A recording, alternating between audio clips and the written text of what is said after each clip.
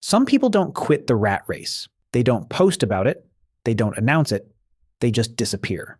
One day they're chasing promotions, optimizing their LinkedIn, talking about growth and next steps, and then suddenly they're gone.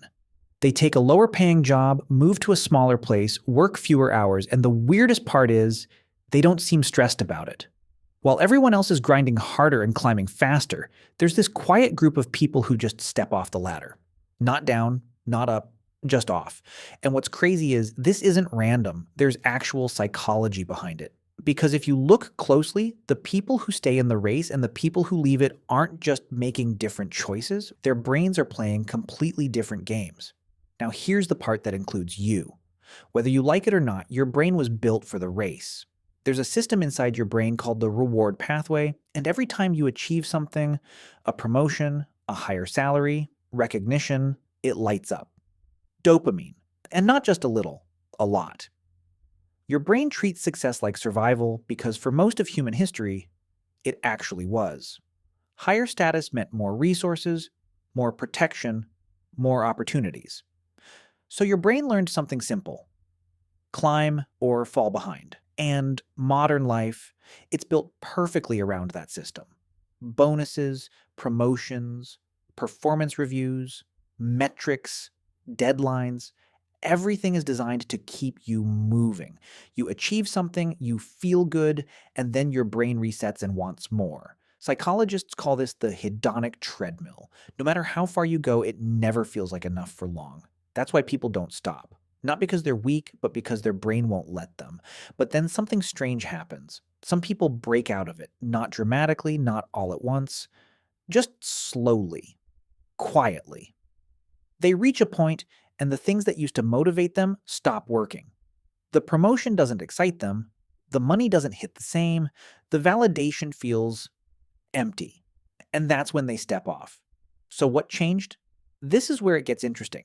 Because for these people, it's not that they don't understand the rewards, it's that their brain stops valuing them the same way. Where most people feel a strong pull towards status and money, they feel less.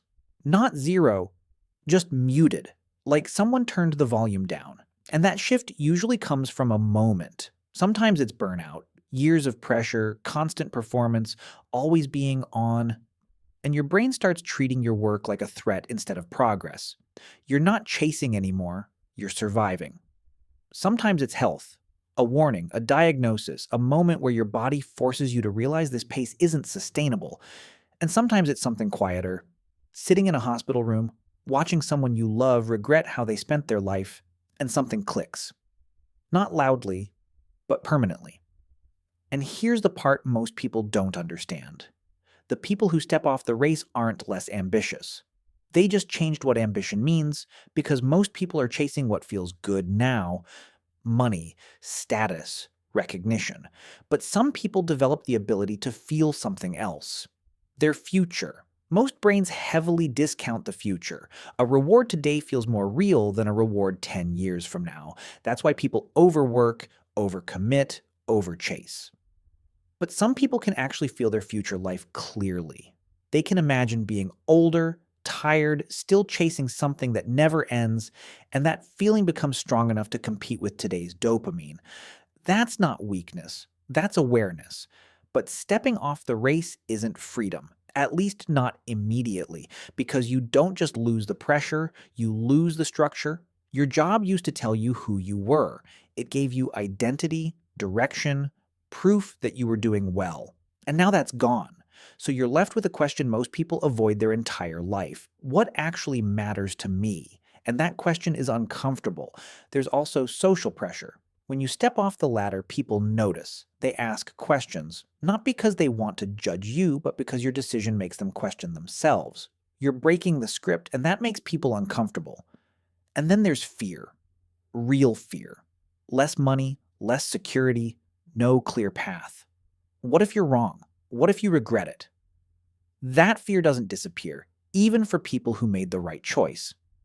And here's the part nobody talks about. Some people actually miss the race. They miss the structure, the goals, the feeling of progress. Because when you leave, you lose the scoreboard. And without a scoreboard, you don't know if you're winning. so you have to create your own. And that's where everything changes, because the people who stay off the race learn something most people never do. They stop asking, "How do I look?" and start asking, "How do I feel?" They stop chasing what's impressive and start choosing what's meaningful. Time, freedom, peace, presence. Things that don't give instant dopamine, but give something deeper. And over time, their brain adapts. The things that used to matter, matter less, and the things that didn't start to feel rewarding. That's neuroplasticity. You can literally train your brain to want a different life. But it's not easy because every single day you're going against years of conditioning, against a system that rewards speed, status, and visibility, against a world that measures success in numbers. And choosing something slower, quieter, less visible takes a different kind of strength. So, no, the people who leave the rat race aren't giving up. They're choosing a harder game. A game with no rules, no rankings, no applause. Just decisions and consequences. So, if you've ever felt like you don't belong in the race anymore, or like something about it doesn't feel right, that doesn't mean you're lazy. It doesn't mean you lack ambition. It means your brain might be changing what it values. And that shift might be the most important one you ever make. Because at some point, everyone has to decide, are you chasing a life that looks successful, or living one that actually feels like yours? If this made you think, the next video will hit even harder. It's about people who need very little to be happy. And once you understand that, you'll never look at success the same way again.